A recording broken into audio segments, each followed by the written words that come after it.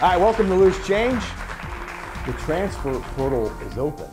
Hi, I'm Jim Evans. Thanks for joining us, and you will be so glad you did. Not kidding, for sure. We have a very, very special guest who will join us in just a few moments. But first, what's going on, Greg? You know I always look for funny, goofy, oddball stories. This one qualifies, I think.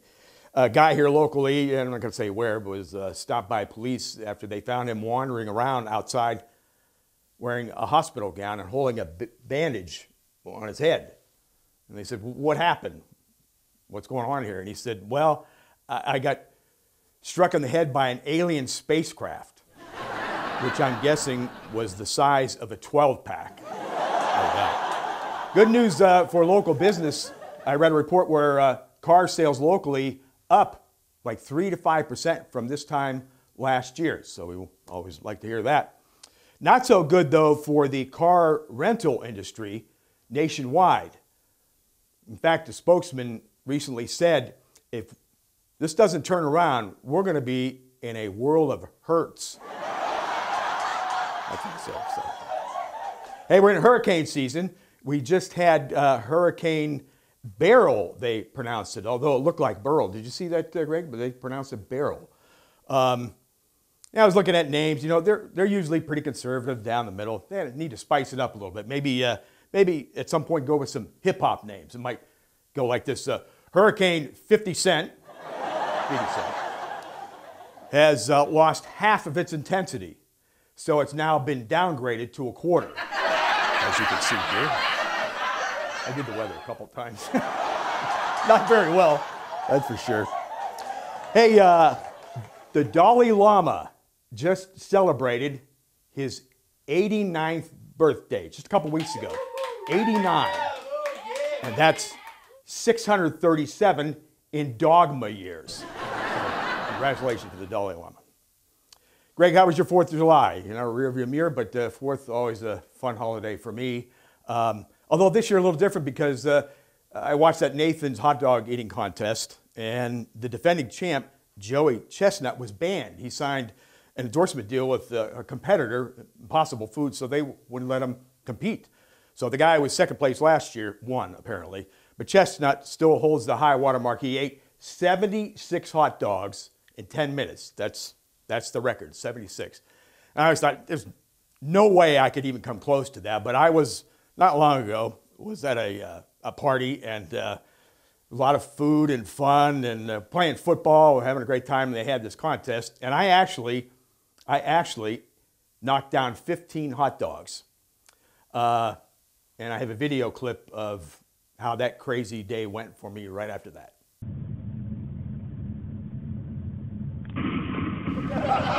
Just a footnote, there was a settlement awarded to the people downwind after that incident. Hey, you saw me carrying the football there?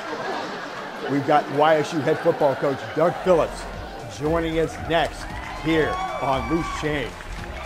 I wouldn't go anywhere. Supercharge your internet. Only Zoom Extreme from Armstrong combines unlimited data with whole home Wi-Fi at the fastest speeds possible. Zoom Extreme from Armstrong. You see, I told you we had a very, very special guest. Welcome back to Loose Change. I'm Jim Evans, and I had the great privilege to be joined by the head football coach of the YSU Penguins, Doug Phillips. Coach, thanks so much for coming in. It's great to see you. No, Jim, I'm glad we are able to put this Finally together. do this together. Yeah, we saw each as other busy talk as you are. about it. Yeah. So love it. But what we like to have our guests do off the top, and for those who maybe don't know all about your background, tell us where you're from and school and how your career took shape today. Geez, that's a long journey, and Well, I'll make it real quick. Go. So, but Springfield local grad. You know, we were born in Michigan, but by 4th grade, we moved a lot. But 4th grade, we settled in New Middletown, graduated from Springfield, went to Toledo. Probably by the end of my career, I remember running into a guy, and it was Ken Knatzer. Oh, yeah. Who was at a graduation party. He's like, what do you want to be? I'm like, a coach. I didn't know who the heck he was. I remember him saying, hey, why don't you come help camps in the summer? And that's how I got my foot in the door. Wow. And when I graduated from Toledo, I came and volunteered until eventually they hired me as a grad assistant. So did that for a couple years, was part of the first national championship runner-up. And then I got into teaching back at my alma mater. Became a head football coach there, was there 4 years, Salem then for 5. Got back into college football, then got out of college football for 6 years where I was a middle school principal, high school principal, superintendent of schools for, I tell people 7 minutes. It was 7 months at West Branch. Yeah. But I had friends in college football. One was Matt Campbell, the head coach of Iowa State. When he got the Iowa State job, he talked me into leaving the superintendent's job to go to Iowa State. And then when Luke Fickell got the Cincinnati job, came back home to Ohio. And then when this opened, there you go. It was something that I dreamed about when I was working in Western Reserve Plastics on McClurg Road, night shift at 20 years old. You had to keep your mind busy, you know, taking the plastic mold out. I've done this. I dreamt of being the head coach at Youngstown State. And so I get to live that dream. It took a little different journey. I think I'm the only Division I football coach that's been a principal or superintendent of schools. But no, I wouldn't change any part of that journey. Yeah, right. Yeah. But I'm certainly glad I'm here at Youngstown. How might those experiences in education, as you were, figure into, you know, being a coach? I think it gave you tools in your belt. You know, if you're running a school, if you're running a school district, just like people that run businesses, you got to always make sure that the arrows are aligned. If you got one arrow pointing in the wrong direction, you're going to struggle. And so really you had to have your ducks in order, arrows pointing straight. And when you're running a football game, the same thing. You got so many different things that touch your kids, whether it's compliance, academics, strength and conditioning, you know, training room, coaching staff, video, you know, that you always got to make sure those arrows are pointing in the same direction. And then I think having rapport with parents and them coming in the office and being able to deal with all those things, I think gave me the tools to, you know, when I handle a football program, I'm the same person I was when I was a principal or a superintendent. Yeah, you know, and having what you just talked about on your resume and having those experiences, you know, moving from being a head coach to in high school, the collegiate level now, with a lot more responsibility. So that had to really help you out in that regard. It did. But you always look at, you know, in our business, it's about relationships. If we're recruiting, it's about building relationships. On our team, it's about the relationships we have with our kids. And what you find out, no matter what organization you're in, that takes 7 to 8 months to build. I told our staff today, guys, some of you have only been here 5 months. You know, you got to keep building that trust and communication. And once you can do that, then some walls get knocked down and you can get everything aligned and you can succeed. You know, you wish you had a magic wand. I mean, I wish 4 years ago we had a magic wand and we could just fix everything. You know, but we had to go through a 1-6 season. We had to go through a 3-7 until we had the, you know, people in place, the players in place to be able to be where we are today going into year 5. Yeah, you know, that first year, boy, that was tough water to navigate. And how did that play out? How did that work? How did you make that work? I would like to have a stat. How many coaches got hired right before COVID hit? And see how many still have jobs. That's right. You know, but you had to be a problem solver. You had to adjust, adapt. You had to do Zooms. How do you build relationships when you don't even get to see your team the first 4 months you're in a job? So, you know, we had to weather the storm. You know, kids laugh. If you ask my kids, what's Coach's favorite word? You know, my favorite word's stick-to-itiveness. You know, you just got to stick to it. You know, you have a vision, you have a goal that you want to achieve, and you got to ride the tidal. It's going to be some low spots. There's going to be high spots. And how you deal with that consistently over time is, you know, they talk culture. Well, culture is your daily habits. How are you consistent? How are you every day? And you hope over time those are the things that helped us weather that storm, overcome that adversity, and see success. And now we got to take it to the next level. We got to be better. Those experiences that you had, you know, in football along the way, like every other coach, I'm sure, you take a little bit from each coach you're around and kind of mold it together, or what you're doing. Yeah, I've been blessed, you know, to be around great coaches. You know, whether it was Jim Tressel, You know, my high school coach, John Dorenzo at geez, Springfield Local. yeah, My yeah. basketball coach is Dom Del Torrio, Lee Klingensmith. Yeah. Just in high school, but then you throw Jim Tressel, Ken Knatzer, John and Jim Haycock, you know, Luke Fickle, Right. Matt Campbell, you know, Dick Cromwell at Toledo St. Francis, and Craig Schaefer at Sylvania, you know, guys that I started my career with. Rob Conklin, who I coached with at Struthers High School for wow. one season. So, you know, you take a little, you got to be who you are, though. You know, I can't be Jim Tressel. Right. I can't be Luke Fickle. I'm not 6'4" and 220. Was an all-league, you know, knows that. You got to be who you are, and you got to be comfortable in your skin. And I think some people, when they get in that leadership role, and that's the one thing I even learned from Luke at Cincinnati, I saw him become who he is. Okay. You know, wasn't trying to be Jim Tressel, Urban Meyer, Right. who he previous worked for. He became Sure. who he was, and I think that helped those kids buy into the program that he was building there, and I got to be part of that. So you bring that from the different guys. Matt Campbell at Iowa State, same thing. You learn from all those people. And like I said, those relationships, you know, if I'm not at a graduation party and talk to Ken Knatzer about who knows where your career goes. You know, Matt Campbell, student taught at Salem High School when I was the head football really? coach. He don't student teacher. I don't know Matt. You know, so in life, it's crazy the journey you take and the people that you run in that play a part in your life. Absolutely. That's great stuff. What would you say your coaching philosophy is, if you can? You know, always Phrase. coaching fly, you know, we just cover that. We're going report for camp, and I'm working with our coaches. You know, what we want to be is great role models. We want to be great mentors. I believe we are teachers. We are educators. You know, for me, you know, when it comes to, I'm going to put our players first, you know. But when you do that, I'm going to put players first, but we're going to put team above all else. And you got to take care of them individually, but they got to buy in to that team, you know, that TEAM. Yep. Together, everyone achieves more. And I think more so in today's world, because even since I've taken the job, you got the NIL, you got the transfer portal, you got things that weren't even talked about in the interview process. Right. But I still comes down to being selfless. And if we can teach our young men to serve this community, be selfless, and build a brotherhood in that locker room where, you know, in the third and fourth quarter, when things get really, really hard, that they love the guy to the right of them and to the left of them, and they're going to fight harder than the team that's across from them. And that's ultimately what we want to achieve. And when you do that, you're going to win a heck of a lot of football games.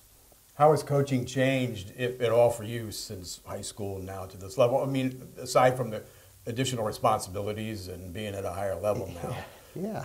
I don't know if I would get away with some of the stuff I did when I was a young coach.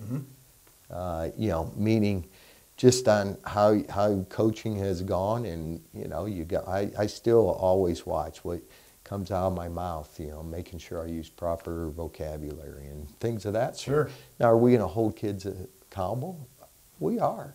You know, I probably, when I was in my 20s, would probably, you know, take it personal or really explode. Now, there's nothing someone can do that I'm going to take personal. You know, now I might have to prove a point. I might have to raise my voice. I might have to bring into my office. But I think kids nowadays just want someone that listens to them, someone that gives them guidance of where they can go, that how can I reach my full potential, not only as a player, but as a student off the field. And, you know, so once they see you put the work, I always say this, you get what your work deserves. That's work that you got to do daily. That's that trust we talked about that takes time to build. And I hope, the one thing I have, and I said this to somebody else in an interview, my door's never closed. Someone will try to close it, and I'll go and I'll crack it. Put a little thing in there. Because, you know, what I want our kids to know is, even if I'm in the most important meeting, I always sit so my eyes are outside that door. If they see a closed door, guess what they're going to do? They're going to turn around. Yeah. And I won't know that. But at least if I see them, I'll finish that meeting. But I now know, hey, I'm going to, you know, hit up Jim, because he was coming by. There's a reason he's coming by my office. So I think in today's world, I want kids to know that they are welcomed, and But we work hard now. I mean, we sure. do. The one things we can control, I always say this, I control your number, I control how much playing time you get, and so you utilize that, and they got to go earn it. And they got to earn it each and every day. And our kids probably work 350 some days a year out of 365 for a guaranteed 12 games. So we put the time and effort to do it. And we want to put a product on the field that this community can be proud of, and that's the one thing I think even in today's world, you kind of lose that connectivity. Everyone has a cell phone, can watch a football game. You're not kidding, from anywhere. Where in the day, you had to go see it. So how do we, even in our team, they come back from, May break. I rearrange lockers because I want them to connect with different kids in the locker room. I don't want you just hanging by your offensive lineman or your defensive lineman. But the same can be said, how can we connect as a football program to this community even more? So we can get people to come support us at games. Right. We know they're watching, Right. but there's nothing like hearing the roar of the crowd for a home game at Youngstown State. Yeah. And so we got to find different ways. Maybe we need to get out there more. We need to show people, we care about this community, and we're going to put a product that makes you proud, that makes you want to come and see us play. So, that's a constant thing. Winning games, you can win games, but you got to do more than just win games. And how do you have that connectivity? Yeah. We talk about it in our program, connecting as teammates. How can we connect with this community and be the hometown team? Yeah, for sure. We're going to take a quick break, okay? And then we'll be back with more with Doug Phillips here on Loose Change.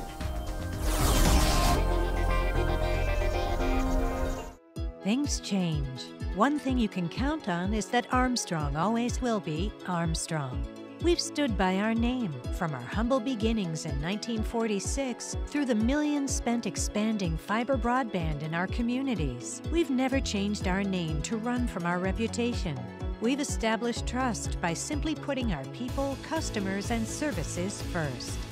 It's a practice that holds true and will continue at Armstrong.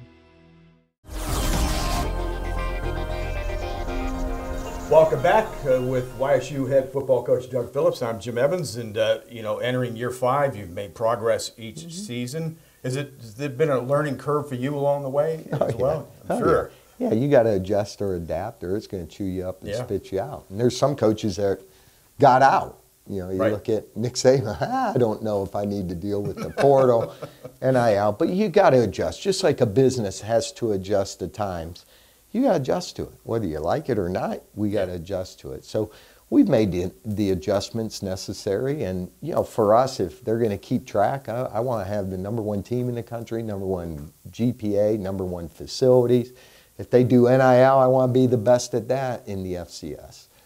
So those are the things that I think if you don't adapt to it, you're not going to be around very long. Transfer portal, a good thing? For kids, it helps kids. We might have a player that, wants to play, but can't get on the field for us. So in those cases, yes. And we still truly believe in developing football players, So you recruit high school young men to come in. And if we're recruiting an offensive lineman, it's probably going to take him 2 to 3 years to get on the field because we need to make them big. We need to make them strong. They got to have great football IQ. For us, then, the portal is used just to manage that roster. The one thing I'm excited about this year is we got new faces. We went in the portal, but we still used the footprint. We loved recruiting Northeast Ohio, Western PA, the state of Ohio. And so when we get a player out of the portal, I'll give you an example.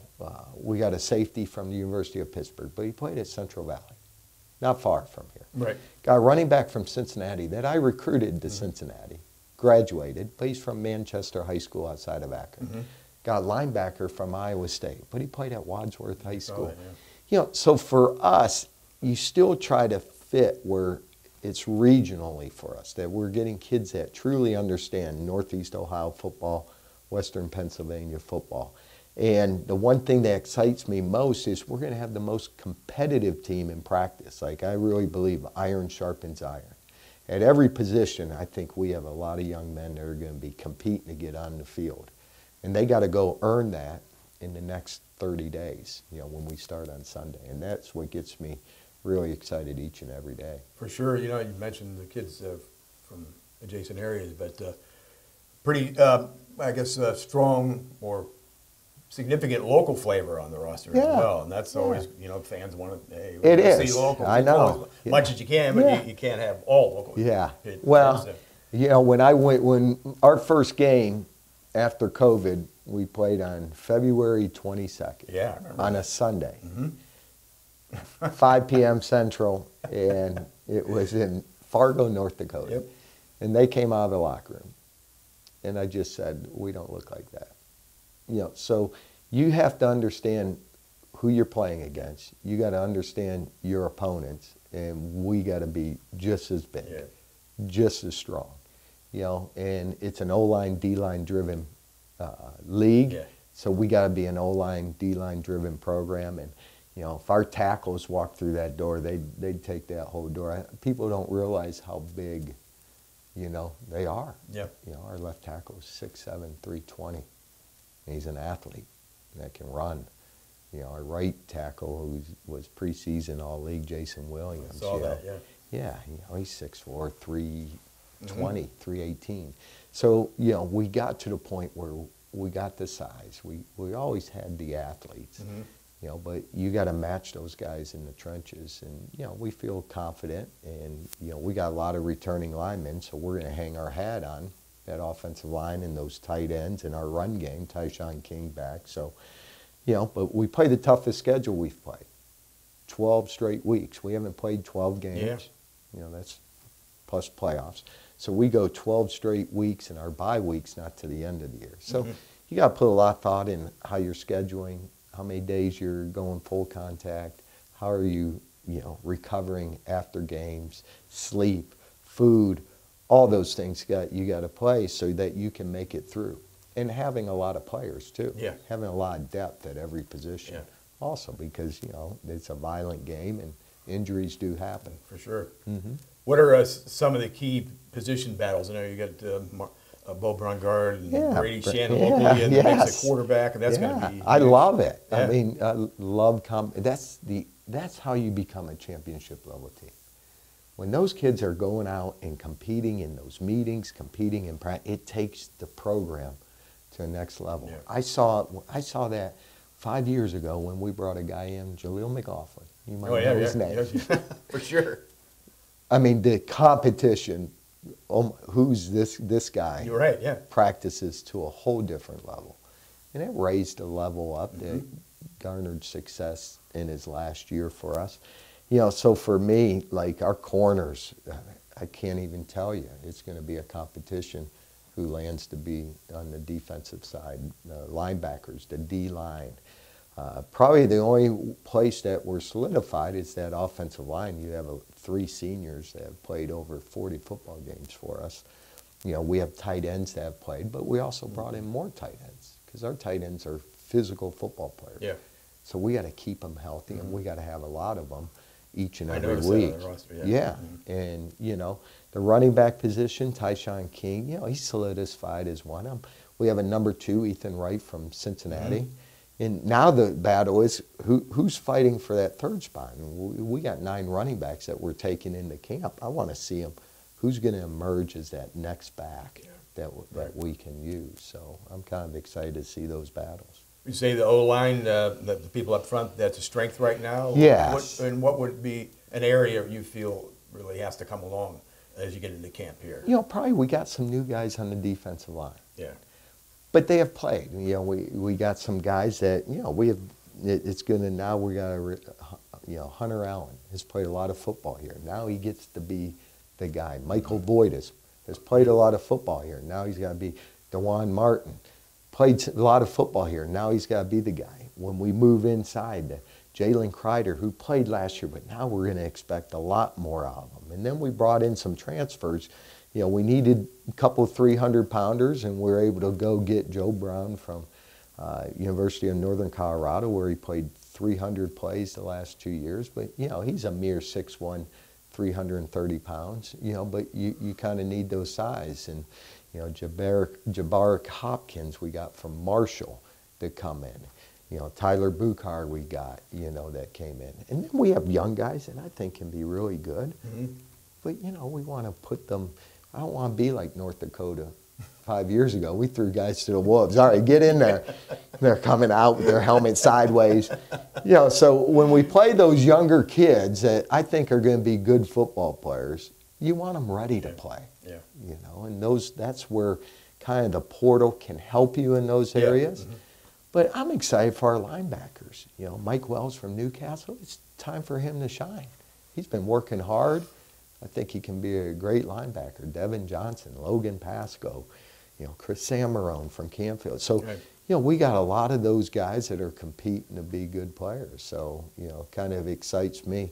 Heck of a league. You know, great, challenging, exciting schedule, but boy, this league is really something, isn't it? It's tough, physical games each and every week, and you got to be ready to play. We always say you got to have the right mindset each and every Saturday, no matter from top to bottom, because the bottom teams can knock you off, and top teams, guess what? You have a chance to knock them off. And you know, I look at last year. You know, you always learn from different years, and you know, last year we lost 2 road games by field goals. Right.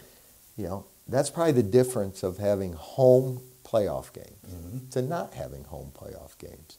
So we know it's going to be, you know, a 60-minute fight every week. And fortunately, last year, you know, we got some good specialists, we got good kickers, good punters, because it's usually going to come down to a field goal. Yeah, in these games for sure, who you match up with. If you had a message to send to the fans for the upcoming season, what would it be? You know, probably the message is, you know, these kids work hard. We put that Y on the chest. You know, it means Youngstown, and you know, to get that connectivity with the community and to put a product on the field they can be proud of, and to come see, you know, FCS football, we play great football, great teams, but to get there in person, you know, it's a difference. When that stadium roars, and I still remember 19,000, 20,000 people, it's a difference. It makes a difference in a game against those opponents. We'll do our part. We got to put a great product on the field, but I'd like to get everyone more connected, and you know, that cell phone where you can pull up ESPN Plus from anywhere and watch the game. You know, that's the world we live in. But man, if we could connect as a community and come together, that's a goal. Maybe that's a lofty one. No, I'd love to see that come together. I don't think so. You're doing you're making the correct strides. Yes. So. Well, we're out of time, unfortunately. We can't thank you enough for coming in, and best of luck this season. It's great to see you, and glad we'll talk to you again before we're all done for the season. Go Gwins. Doug Phillips. We'll be back to wrap it up right after this.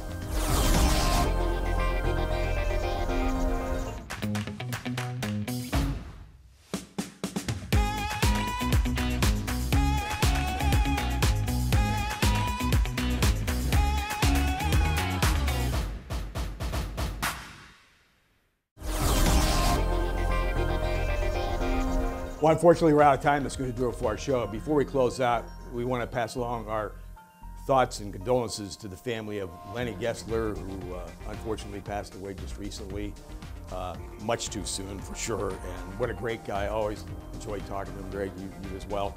And, well, he's one that falls in the category never forgotten. Hey, thanks to YSU head football coach Doug Phillips. Best luck to the Penguins this year. They're going to really get after it. Thanks as always to Greg Rote and all of you for watching. And again, you can always catch us on YouTube. Just go to Armstrong Loose Change. I'm Jim Evans, and we'll catch you next time right here. We will.